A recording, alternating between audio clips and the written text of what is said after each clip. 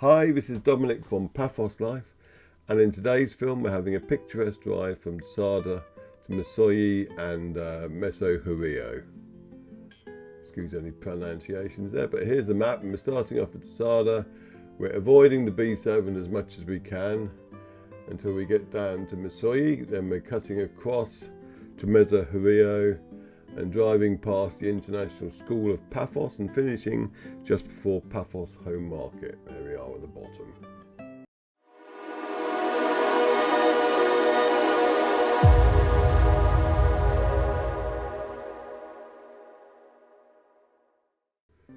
So yeah, there are a couple of routes that you can take from Tsada to get down to Mesogi that don't involve the B7 so much.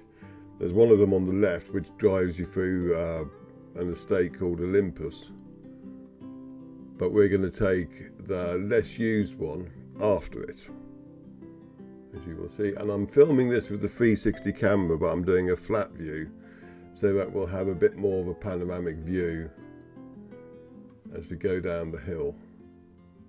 So a nice sharp turn there, lovely countryside, and weather-wise it's got a bit cooler now, and there are more clouds in the sky, as you can see, which makes for a more interesting film, I think, because I always prefer something other than just straight blue sky.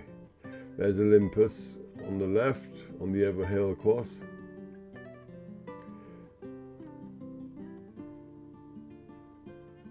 Now this road is single lane, and don't drive down it like a bat out of hell, because if you meet a car coming the other way, it could get nasty.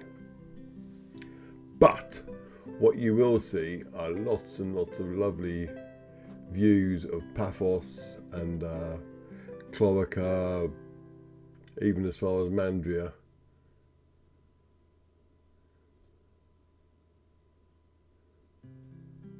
Have a look back up to one of the houses up there. I don't know what this estate is called. As I said, the one on the next hill is Olympus, but I couldn't, by looking on the maps, I couldn't see any name for this one. I'm sure it has some name that Leptos Estates or whoever built it has assigned it.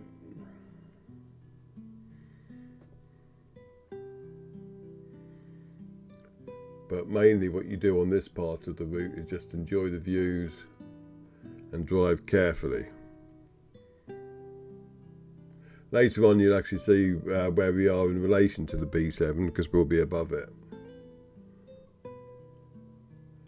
Now on the other side, in the distance, you can just see the hills of Kili and the burnt area from the fire they had there not that long ago.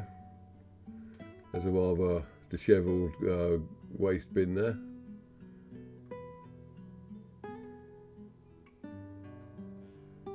And lovely views.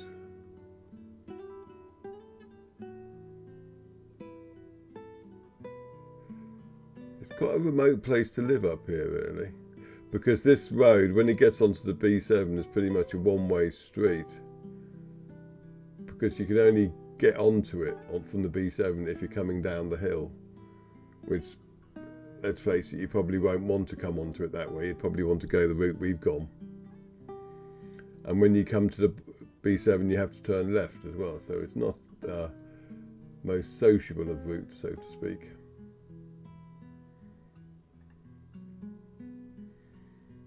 It's very pretty.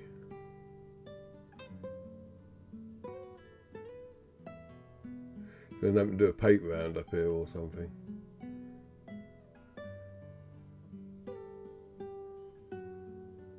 If you like our films, please do subscribe to our YouTube channel and share them far and wide. It doesn't cost you anything, and it does help us out immensely, I can assure you.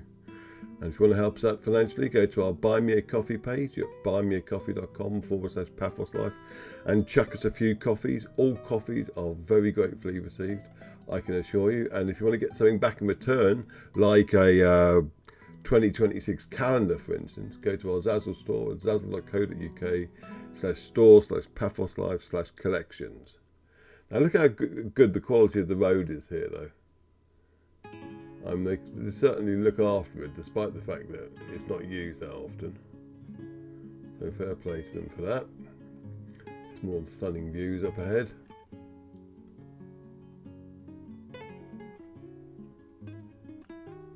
But yes, this is one of the more winding roads in Paphos, I think. And we're just approaching the B7 though now. Got a few more turns to go yet though. Yes, as I was saying, our calendars are out now, so go on to our Zazzle store and you'll be able to order one. Alex has done. Using photographs that we take and normally put on Facebook first, and our Calimera and Calispera's pictures.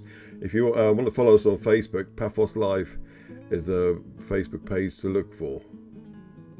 We've got over 90,000 followers now, so you won't be lonely. So we're turning left here. You have to turn left. Do not come out of here and try and turn right. It's bad enough turning left, I can assure you, because it's on a corner. And some of the cars don't take any prisoners when they're coming around it. Now, soon on the left, there will be another turning. That will take you back up the hill to Olympos. Which, if you want to take an alternate route from the up to Tsada without going on the B7, that's the one to take. It's a winding road, but it's not as winding as the one we just driven down. Now you can see here where they're widening, they're adding another lane basically to the B7 in places. And this is one of the places. Further up they're actually widening the road, but it's more to do with drainage, I think. On the other side of the hill from Tsada, between Tsada and Polemi. I'm not sure how far they've got along it, but I was looking at some of the workmanship there, and I think they need to do a bit of quality assurance on it. Anyway, we're turning off the B7 now. I believe this is the old B7 that we're on, though I could be wrong. Before they built the main one that we were just on.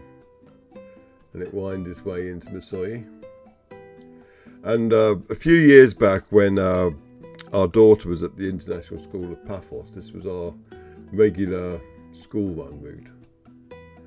And I have fond memories of this because a little bit further up, there was a spot where there was a pack of 5 domestic dogs, but they used to go around in a gang, like dogs did when I was a kid, basically, back in the UK. But and they're all shapes and sizes, but it was just up here you'd see them chasing the car and all sorts of things like that.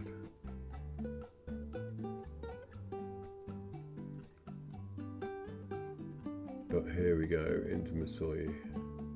I do like the routes that take me off the main roads occasionally, just so that I get a break from traffic. Because at the moment, the B7, with the road widening and all that, if you're unlucky, you can get stuck in 1 or 2 traffic lights.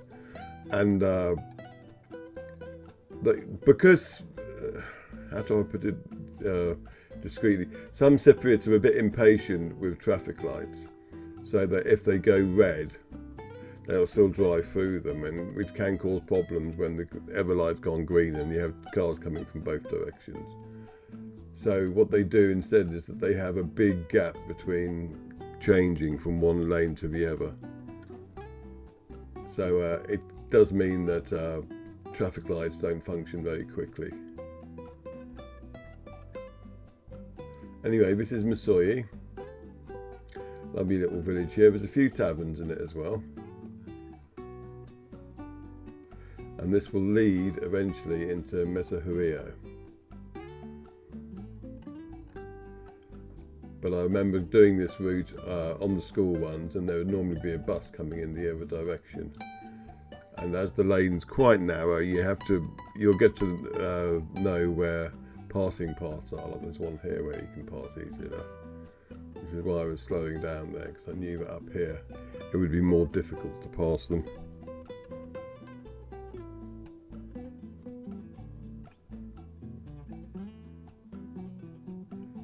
Another tavern coming up on the right, but I used to remember the bus would stop just there, I seem to recall.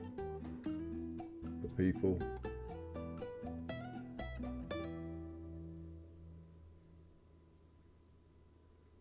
There's the tavern I mentioned. And I think the border between Mesogi and Mesa Chorio is just on this curve here. I'm not sure what the building on the left is here. Seems quite nice though.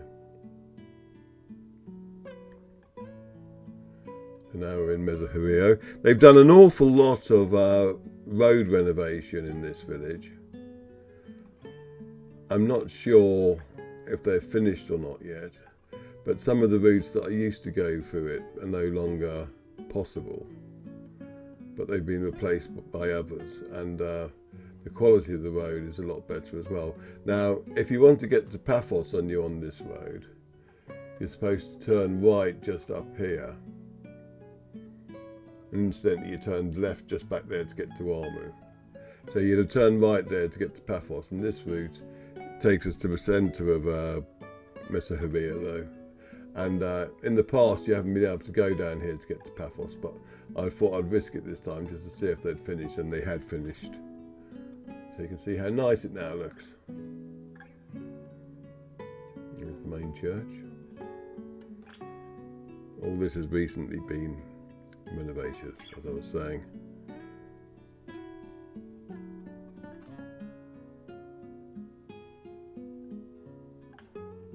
There's another little cafe on the left.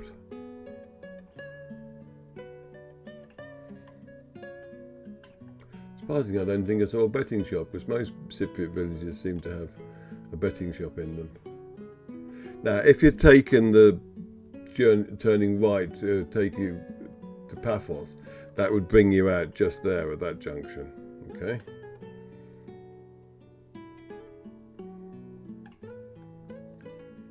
And when we get to a T-junction at the bottom here, on the left is the road that takes you up to St. Michael's Hospice. If you need to know where that is, or to get your bearings. But we're turning right here, despite the fact that I'm sending the camera up that way just to show you where St. Michael's Hospice is.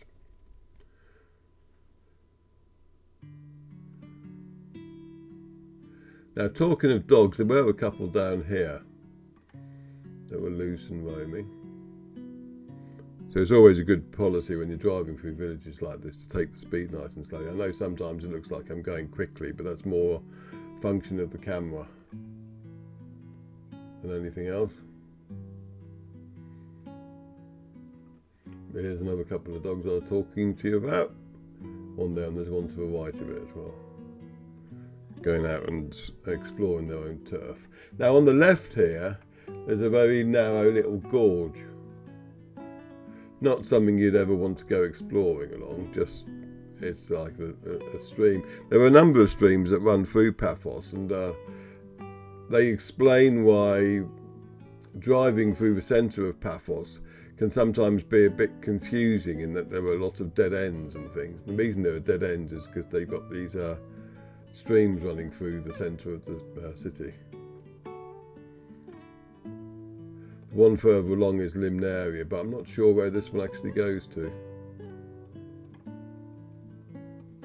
It's a good point, actually. I need to do a bit of a search onto that, see where it ends up. Anyway, there's the International School of Paphos. Highly recommend that for your kids if you're thinking of sending them to one of the international schools. They are free though, but to consider. I think there's 4 now actually. Anyway, we're going to stop just up here. I'm pulling in by a chemist and a blood place. I forgot it was a bank holiday, so they weren't open, but that's why I stopped there anyway. Thank you very much for watching. I hope you enjoyed the film, and we'll see you in the next one. Cheers.